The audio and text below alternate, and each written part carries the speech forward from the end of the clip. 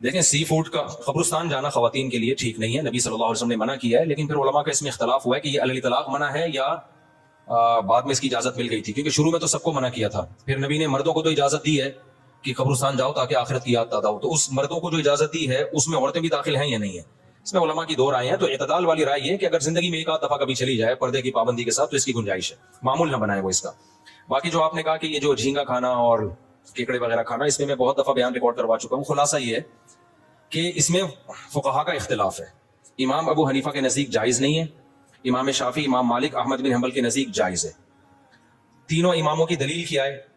ان کی سمپل دلیل ہے، وہ کہتے ہیں قرآن مجید میں آتا ہے احل لکم صید البحر، تمہارے لیے سمندر کا شکار حلال ہے، وطعامہ، اور اس کا کھانا بھی، متاع لکم وللسیارہ، تمہارے اور مسافروں کے لیے ہم نے کیا کر دیا ہے؟ حلال۔ وہ کہتے ہیں اس میں اللہ نے فرق نہیں کیا کہ مچھلی یا غیر مچھلی، تو سمندر ہو یا دریا ہو، اس میں جتنی بھی مخلوق ہے سب کیا ہے؟ جائز ہے۔ یہ ان کی رائے ہے، سوائے صرف مینڈک کے بارے میں، چونکہ الگ سے حدیث میں آتا ہے کہ حرام ہے، تو امام شافعی نے سمندر کے مینڈک کو مستثنیٰ کیا ہے۔ سمجھ میں آ رہی ہے بات؟ تو یہ ان کی دلیل ہے ان حضرات کی، اور اسی دلیل کے بیس پر شافعی حضرات جھینگا بھی کھاتے ہیں، کیکڑا بھی کھاتے ہیں، اور جو بھی چیزیں وہ سب کھا لیتے ہیں۔ امام ابو حنیفہ کی رائے یہ ہے کہ صرف مچھلی حلال ہے، اس کے علاوہ سمندر میں کچھ بھی حلال نہیں ہے۔ اس کی دلیل یہ ہے کہ سب سے پہلے، ایک منٹ بات مکمل ہو جائے نا، سب سے پہلے جو قرآن مجید کی جو آیت ہے نا، احل لکم صید البحر وطعامہ، سمندر کا شکار تمہارے لیے حلال، اس کا کھانا بھی، وہ کہتے ہیں یہ آیت جس سیاق و سباق ہے نا اس کا، وہ سیاق و سباق یہ ہے کہ اس سے پہلے آیت یہ ہے کہ تمہارے لیے خشکی کا شکار حرام ہے جب تک تم حالت احرام میں ہو، کیونکہ احرام میں جب آیا کرتے تھے نا تو احرام میں آپ جانور، حلال جانور بھی شکار نہیں کر سکتے۔ اسی میں آگے اللہ نے فرمایا سمندر کا حلال ہے۔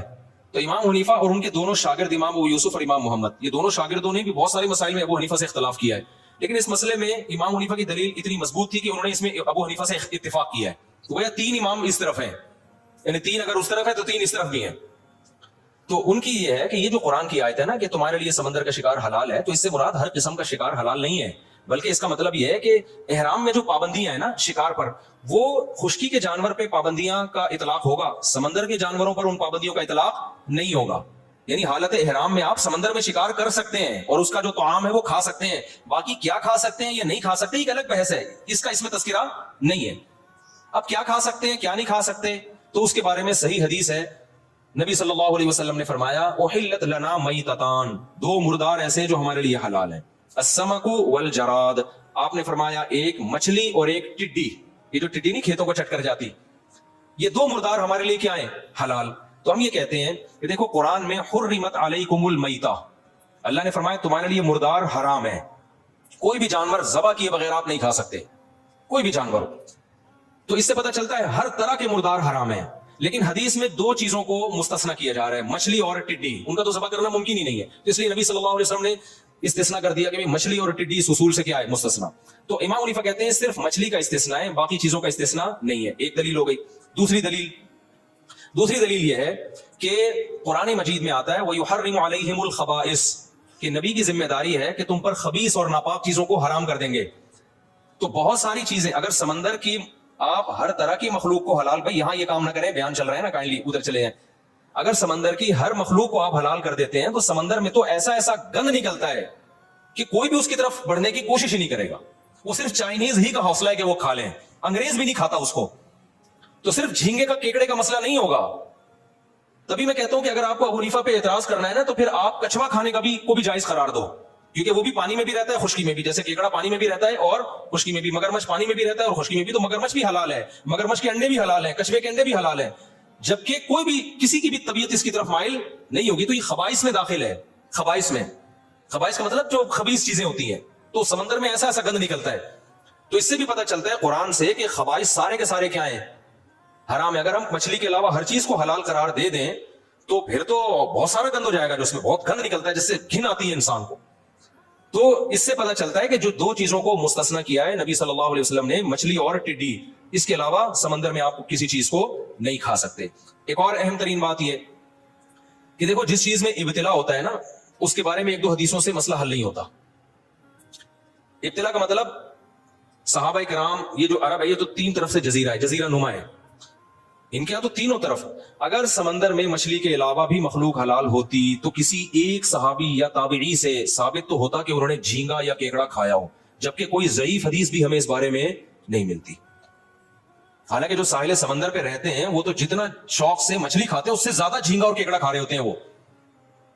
یہ بہت مضبوط دلیل ہے امام حنیفہ کی. کیونکہ میں نے بتایا تھا نا وہ امام صاحب پہلے قرآن کو وہ زیادہ اہمیت دیتے ہیں. تو قرآن کی جو 2 آیتیں ہیں نا کہ تمہارے لیے مردار کو حرام قرار دیا گیا ہے, حدیث میں صرف مچھلی کو مستثنا کیا گیا ہے, تو اس آیت کو, اور پھر خبائث حرام ہے, تو کہتے ہیں اگر یہ سب چیزیں آ جائیں تو اس میں تو پھر کچھوے اور مگرمچھ اور بھی اور اس سے بھی زیادہ ایسی چیزیں جو انسان اس کو پھینکتا ہے کہ یار یہ کیا گند ہے. تو کسی صحابی سے ثابت نہیں ہے, کسی تابعی سے ثابت نہیں ہے کہ مچھلی کے علاوہ کسی بھی چیز کو انہوں نے ایک دفعہ کھانا بھی ثابت نہیں ہے. تو اس لیے, اور پھر ویسے بھی گوشت جو ہے نا, گوشت اس میں اصل ہے حرمت. جب تک حلال ہونے کی دلیل نہ ہو اس کو کیا سمجھا جائے گا؟ حرام سمجھا جائے گا, جب تک حلال ہونے کی دلیل نہ ہو. تو سمندر کی دیگر جتنی مخلوق ہے اگر دلائل اس میں ٹکرا رہے ہیں کہ پتہ نہیں حلال ہے حرام ہے, تو جب تک حلال ہونے کی واضح دلیل نہیں ہوگی شریعت کے اصول کے مطابق اس کو حرام ہی سمجھا جائے گا. کیونکہ گوشت میں شریعت نے احتیاط کا حکم دیا. اس کی مثال ایسے ہے کہ جیسے آپ نے کسی جانور کو اللہ کا نام لے کے شکار کیا, گولی لگی اور ادھر سے کسی کتے نے بھی آگے مار دیا اس کو. اب آپ کو نہیں پتا چل رہا کہ یہ آپ کی تیر کی مثال دے رہا ہوں میں, زیادہ بہتر ہے کہ آپ کے تیر سے یہ مرا ہے یا کتے کے کاٹنے سے مرا ہے, تو وہ حرام ہے آپ کے لیے. کیونکہ اس میں کیا پیدا ہو گیا؟ شک پیدا ہو گیا. جب تک یقین نہ ہو اس کو حرام سمجھا جائے گا. اب اسلامی ملکوں میں چونکہ سب مسلمان ہی ہیں تو وہاں تو شک کرنے کی ضرورت نہیں ہے. غیر مسلم ملک میں ہم کہتے ہیں کہ اگر آپ کے پاس ذبیحہ آیا تو آپ اس بیس پہ نہیں کھا سکتے. کوئی گوشت آیا, ذبیحہ نہیں, گوشت آیا آپ کے پاس, آپ امریکہ میں, تھائی لینڈ میں کہیں تھے, گوشت پکا کے لے آیا کوئی غیر مسلم, امکان تو ہے ہو سکتا ہے کسی مسلمان سے ذبح کرایا ہو, لیکن اس امکان کی بیس پہ آپ کھا سکتے ہیں اس کو؟ نہ, آپ تحقیق کرو گے بھائی کیسے کسی مسلمان سے ذبح کرایا کہ نہیں کرایا, اور اگر وہ خبر دیتا ہے تو اس کی خبر پر بھی اعتماد نہیں ہے. کوئی حلال سرٹیفکیٹ دکھاؤ, کوئی ادارہ دکھاؤ. اس لیے ہم کہتے ہیں غیر مسلم کنٹری میں تحقیق کرنی پڑے گی آپ کو. تو اس سے پتہ چلتا ہے کہ گوشت میں اصل یہ کہ وہ حرام ہے جب تک حلال ہونے کی دلیل نہ ہو. نباتات میں اصل یہ کہ حلال ہیں جب تک حرام ہونے کی دلیل نہ ہو, کیونکہ نباتات ہر قسم کے کھا سکتے ہیں. اس میں جب تک حرام ہونے کی دلیل نہیں ہوگی تو آپ حلال ہی سمجھیں گے, لیکن گوشت میں جب تک حلال ہونے کی دلیل نہیں ہوگی آپ اس کو کیا سمجھیں گے؟ حرام سمجھیں گے. تو امام حنیفہ یہ کہتے ہیں کہ بھائی مچھلی کے حلال ہونے پر تو دلائل ہے, قرآن میں بھی تذکرہ کر دیا, نبی نے بھی کھایا اس کو, صحابہ بھی کھاتے تھے, صحیح حدیث ہے کہ 2 ہمارے لیے مردار حلال ہیں. اس کے علاوہ کے بارے میں دلائل یہ کہتے ہیں کہ ناجائز ہے, اور اگر آپ ان دلائل سے نہیں مانتے تو وہ خاموش ہے شریعت اس بارے میں. تو جب تک ان کے حلال ہونے کی واضح دلیل نہیں ہوگی ان پہ ناجائز ہونے کا ہی احتیاطاً فتویٰ لگایا جائے گا. سمجھ میں آ رہی ہے بات؟ ایک آخری بات کر کے میں اس بحث کو سمیٹتا ہوں. یہ اختلاف تو ہے کیکڑے میں اور جو بھی مگرمچھ وغیرہ سب چیزوں میں ہم اس کو ناجائز سمجھتے ہیں, صرف مچھلی کو. جھینگے کے بارے میں خود حنفیوں میں اختلاف ہے, صرف جھینگے کے بارے میں. وہ اس اختلاف کی بیس یہ ہے کہ جیسے حضرت مفتی تقی عثمانی صاحب وہ جھینگے کو جائز کہتے ہیں, حالانکہ وہ فقہ حنفی ہی کو فالو کرتے ہیں. وہ جائز اس بیس پہ کہتے ہیں کہ یہ مچھلی ہی کی ایک قسم ہے, سمندر کی مچھلی حلال ہے یا نہیں ہے. تو اب وہ کہتے ہیں کہ یہ کس کی قسم ہے؟ مچھلی کی قسم ہے. جب مچھلی کی قسم ہے تو یہ جائز ہے, جبکہ ہمارے ہاں جو احناف میں جو جمہور علماء ہیں وہ کہتے ہیں کہ مچھلی کی قسم میں یہ داخل نہیں. حضرت مفتی تقی عثمانی صاحب کا جو استدلال ہے وہ یہ ہے کہ میں نے پورا ان کا رسالہ پڑھا, اسی طرح بنگلہ دیش کے علماء بھی اس کو مچھلی کی قسم میں داخل کرتے ہیں. مفتی عبدالسلام چاٹگامی رحمۃ اللہ علیہ بڑے مفتی تھے بنوری ٹاؤن کے, بنگلہ دیش سے ان کا تعلق تھا, وہ بھی کہتے تھے مچھلی کی قسم میں داخل ہے. اور اس کی دلیل وہ یہ دیتے ہیں کہ بھائی جتنی بھی لغت کی کتابیں ہیں نا اس میں جھینگا مچھلی لکھا ہوتا ہے. کیا لکھا ہوتا ہے؟ جھینگا مچھلی. جو مولانا یوسف جہانوی شہید رحمۃ اللہ علیہ تھے, یا مفتی رشید احمد صاحب, یا جو ہمارا جو جامع رشید کا فتویٰ ہے وہ یہ ہے کہ بھئی یہ مچھلی کی قسم میں داخل نہیں ہے. اور اس کے دلائل, پہلی بات میڈیکل سائنس, کیونکہ ہر فیلڈ میں نا اس کے ماہرین کی رائے کا اعتبار ہوتا ہے. تو جتنے بھی ڈاکٹروں سے ہم نے رابطہ کیا ہے, مفتی رشید احمد صاحب کے دور میں تو تمام بہت سارے ڈاکٹروں کا پورا پینل بلایا تھا اور ان کا تھا میڈیکلی یہ کیا ہے, انواع ہوتی ہے نا جانوروں کی, تو کیا مچھلی میڈیکلی کسی بھی طرح سے, جھینگا جو ہے وہ میڈیکل سائنس کی نظر میں کسی بھی طرح مچھلی کی اقسام میں داخل ہے یا نہیں ہے؟ تو ان ڈاکٹروں کی رائے یہ تھی کہ میڈیکلی انسان کو گدھا کہہ دینا اتنا عجیب نہیں ہے, جھینگے کو مچھلی کہہ دینا بہت, کیونکہ انسان اور گدھے میں بہت ساری چیزیں ایک جیسی ہیں. ریڑھ کی ہڈی ہے, چلتے ہیں دونوں, لنگس ہیں, سمجھ رہے ہیں کہ نہیں سمجھ, بہت ساری چیزوں میں مماثلت ہے. میں یہ نہیں کہہ رہا کہ انسان گدھا ہے ڈاکٹروں کی نظر میں, یعنی ان میں بہت ساری چیزیں آپس میں کیا کرتی ہیں, میچ کرتی ہیں. جھینگے میں اور مچھلی کا تو کوئی عضو بھی ایک دوسرے سے مشابہ نہیں ہے. تو وہی کہتے تھے کہ میڈیکلی تو یہ امپاسبل ہے کہ آپ جھینگے کو مچھلی کی اقسام میں داخل کر لیں. حضرت اقدس حضرت مفتی تقی عثمانی صاحب اس کا جواب یہ دیتے ہیں کہ بھائی ہمیں اتنی پیچیدگی میں میڈیکلی جانے کی ضرورت نہیں, اور عرف میں اگر اس کو مچھلی سمجھا جاتا ہے تو ہم کیا سمجھیں گے, مچھلی. تو عرف میں تو لکھا ہوا ہے, یعنی اس کو میڈیکل سائنس پہ وہ کہہ رہے ہیں اس کا مدار نہیں ہوگا, بلکہ اس کا مدار ہوگا ڈکشنری میں, لغت میں اس کو مچھلی لکھا گیا ہے, تو اب اتنی پیچیدگی کی کیا ضرورت ہے, گنجائش کا پہلو دو لوگوں کو. لیکن اس کا جواب یہ ہے کہ لغت میں کسی جو حضرت مفتی رشید احمد صاحب نے اس کا جواب دیا ہے ان کے رسالے کا کہ لغت میں مچھلی لکھنے سے یہ کہہ دینا کہ عرف میں مچھلی سمجھا جاتا ہے یہ ٹھیک نہیں ہے, کیونکہ لغت میں تو سمندری گھوڑا بھی ہے, تو کیا ہم اس کو گھوڑے کی اقسام میں داخل کر لیں گے؟ لغت تو یہ دیکھتی ہے کہ ذرا سی بھی مناسبت ہونا تو اس کو کوئی نام دے دیا جائے. عرف میں جھینگے کو مچھلی سمجھا بھی نہیں جاتا. میں اگر آپ سے کہتا ہوں کہ جاؤ مچھلی لے کر آؤ تو کوئی جھینگا لے کر آئے گا؟ میں اگر قسم اٹھاتا ہوں کہ اللہ کی قسم میں نے خدا کی قسم میں مچھلی نہیں کھاؤں گا, اگر جھینگا کھا لے گا تو اس کی قسم نہیں ٹوٹے گی, کیونکہ اس نے مچھلی نہیں. عرف میں یہی سمجھ, یعنی مفتی بھی کہے گا کہ تم کیا سمجھ رہے تھے جھینگا اس میں داخل, کہے گا نہیں میں تو جھینگا کھایا, مچھلی تھوڑی کھائی ہے میں نے. تو اس سے پتہ چلتا ہے کہ عرف میں بھی اس کو مچھلی نہیں سمجھا جاتا. تو اس لیے ہماری رائے میں اس کے یہ والے جو دلائل ہے نا کہ مچھلی کی اقسام میں نہیں ہے, یہ دلائل کی دنیا میں بہت مضبوط ہے. البتہ ایک چھوٹ میں لوگوں کو دیتا ہوں, میں یہ کہتا ہوں فقہا ہی کا ایک اصول ہے کہ جس چیز میں ابتلا بہت زیادہ ہو جائے, جس چیز میں ابتلا سمجھتے ہیں بہت زیادہ لوگ مبتلا ہو جائیں. ابے مبتلا گاڑا لفظ ہے, مبتلا بھی بھول گئے ہیں نا لوگ, انگلش میں کیا کہیں گے مبتلا کو. ایک چیز کا رواج بہت زیادہ ہو گیا ہو تو خود فقہ حنفی ہی کا اصول ہے کہ اگر اسلام میں اس کی کوئی گنجائش دوسرے فقہ میں ملتی ہے اور وہ چیز سوسائٹی میں بہت زیادہ پھیل گئی ہے تو اس کے پھر اس علاقے میں جہاں وہ بہت زیادہ پھیل گئی ہو پوری قوم سے چھڑوانا ناممکن ہو تو دوسرے فقہ پہ فتویٰ دینے کی گنجائش. یہاں ہمارے ہاں جھینگے کا بہت زیادہ رواج نارملی نہیں ہے, بنگلہ دیش میں بہت زیادہ رواج ہے, وہ صدیوں سے کھاتے آ رہے ہیں, حالانکہ وہ ٹوٹلی فقہ حنفی کو فالو کرتے ہیں بنگلہ دیش. تو میں وہاں بنگلہ دیش میں کے لیے کہتا ہوں کہ یار اب ان کو یہ کہنا کہ جھینگا چھوڑ دو, وہ دنیا چھوڑ دیں گے, جھینگا نہیں چھوڑیں گے وہ. تو میں بنگلہ دیش کے علماء سے کہتا ہوں کہ فقہ حنفی کو چینج نہ کرو, فقہ حنفی میں تو جائز نہیں ہے, لیکن فقہ حنفی میں ہی ایک اصول ہے حضرات فقہا کا کہ اگر ابتلا کسی چیز میں بہت زیادہ ہو جائے اور لوگوں سے وہ عادت چھڑوانا ممکن نہ ہو تو پھر یہ ضرورت ہے, تو ضرورت میں امام شافعی کے قول پہ فتویٰ دیا جا سکتا ہے. تو صرف جھینگے کی کیکڑے کی طرف نہ جاؤ, مگرمچھ کے انڈے مت کھاؤ, کچھوے کے انڈے مت کھاؤ, اور جو سمندر سے آڑی ترچی چیزیں نکل رہی ہیں وہ مت کھاؤ. صرف جھینگے کی حد تک بنگلہ دیش میں گنجائش دی جا سکتی ہے, وہ صدیوں سے کھاتے آ رہے ہیں, ان کو چھڑوانا دنیا چھوڑ دیں گے, وہ جھینگا نہیں چھوڑیں گے. تو کہیں ایسا رواج ہونا تو پھر اس میں جو ہے وہ دوسرے فقہ پہ عمل کیا جا سکتا ہے, کیونکہ بہرحال ایسا تو نہیں ہے نا کہ اتفاقی مسئلہ ہو. کتے کی اجازت نہیں دی جائے گی کہ آپ کہیں مسلمان چائنا میں جو رہتے ہیں جو چائنیوں کو دیکھ دیکھ کے سب نے کتے کھانا شروع کر دیے, اس کی گنجائش نہیں ملے گی.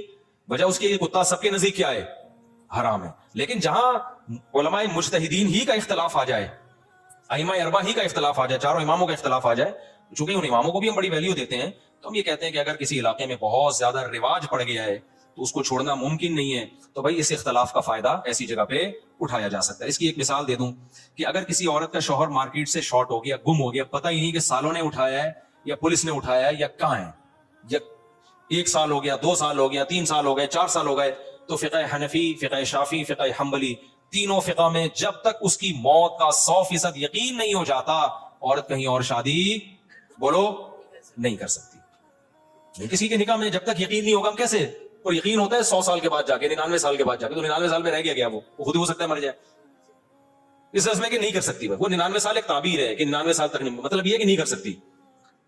اب ہوا یہ تھا ہندوستان میں ہندو بلوائی آتے تھے, بہت سارے مسلمانوں کو کاٹ کے چلے جاتے تھے, اس میں لاکھوں مسلمان لاپتہ ہو گئے. جب یہ ظلم ہوا ہے نا ہندوستان میں, اب بھی ہوتا رہتا ہے, ہزاروں عورتیں کو پتہ ہی نہیں کہ ان کا شوہر زندہ ہے کہ مر گیا. تو اب ایسی شدید ضرورت کے موقع پر 1-2 عورتوں کا مسئلہ تھوڑی تھا, ایک بلوا ہو گیا نا, عمومی بلوا, ابتلا پھیل بہت زیادہ ہو. تو پھر مولانا شریف تھانوی رحمۃ اللہ علیہ اور جتنے بھی ہمارے دیوبند کے علماء ہیں انہوں نے مجلس کی, انہوں نے کہا کہ اگر ہم فقہ حنفی پہ رکھیں گے یہ تو ہزاروں عورتوں کو ان کا پتہ ہی نہیں چل رہا شوہر زندہ ہے مر گیا ہے. تو پھر فقہ مالکیہ کو لیا گیا ایسی شدید ضرورت کے موقع پہ. ہم کہتے ہیں عوام کے لیے جائز نہیں کہ خود ہی چھلانگے مارے, علماء خود سمجھتے ہیں کہ کس موقع پر دوسرے فقہ پہ فتویٰ دینے کی گنجائش ہے. تو خود علماء نے قائل کیا, بیٹھے اجلاس ہوئے, تو پھر فقہ مالکیہ پہ فتویٰ دیا گیا بھئی ایسی شدید ضرورت میں ہزاروں عورتوں کا مستقبل داؤ پہ لگ رہا ہے. تو فقہ مالکیہ میں یہ ہے کہ عورت 4 سال انتظار کرے, کیس کرے عدالت میں, جج یہ سمجھتا ہے کہ مارکیٹ میں مل نہیں رہا شوہر, تو پھر وہ اس کا نکاح عدالت ختم کر کے کہیں اور نکاح کرا دے گی. پھر پرانا والا شوہر اگر مل گیا تو مالکی فقہ میں تو ہے کہ نئے والے کے ساتھ ہی رہے گی, لیکن فقہ حنفی میں علماء نے کہا ہم نے چونکہ ضرورت کی حد تک لیا ہے, تو اب جب پرانا آ گیا تو اب ضرورت کیا ہو گئی, ختم. اب یہ پرانے کے پاس جائے گی, نئے سے نکاح ختم کیا جائے گا اس کا. سمجھ رہے کہ نہیں سمجھ رہے؟ تو ضرورت کے وقت علماء خود گنجائش دیتے ہیں کہ بھائی, اور یہی اسلام کا ایک اختلاف کا ایک فائدہ ہے, ایک فلیکسیبلٹی رکھی ہے اللہ تعالیٰ نے تاکہ قیامت تک یہ دین اور مذہب چل سکے سوسائٹی کے حساب سے. تو خود سے یہ کام نہ کیا کریں پینترے بدلنے والا, لیکن علماء خود گنجائش دے دیتے ہیں جہاں ابتلا ہو, جہاں عادت چھڑوانا پاسبل ہی نہیں رہا تو گنجائش دے دیتے ہیں کہ بھائی کیکڑے کے بارے میں تو نہیں دیتے گنجائش, اسی طرح یہ مگرمچھ کے انڈے منڈے نہیں کھائیں آپ, ٹھیک ہے نا, لیکن جھینگے کے بارے میں خود حنفی علماء گنجائش دے دیتے ہیں. کہ اگر کہیں ابتلا بہت زیادہ ہے تو بھائی اس پہ زیادہ شدت مت کرو, کھانے دو اس کو. امام شافعی کے قول کو لینے دو اس کو.